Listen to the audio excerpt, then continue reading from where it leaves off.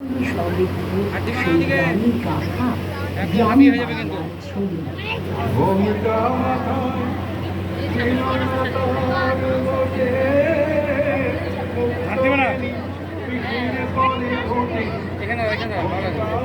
বাংলায় বহু নারীদের আয়ের উৎস এখন পাটের বেনি। দেখতে চুলের বেনির মতন হলেও এই বেনি দিয়ে তৈরি রকমারি শিল্প শোভা বাড়ায় আমাদের অঙ্গের মতো নিত্য ব্যবহার্য জিনিস। পাটের বেনি এই সাধারণ পণ্যটি ভাগ্য বদলে ফেলেছে বহু নারীর।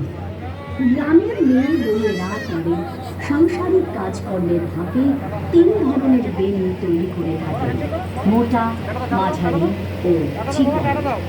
পাট দিয়ে তৈরি সেই বেনি পাঠানো হয় দেশের বিভিন্ন হস্তশিল্প প্রতিষ্ঠানের কাছে।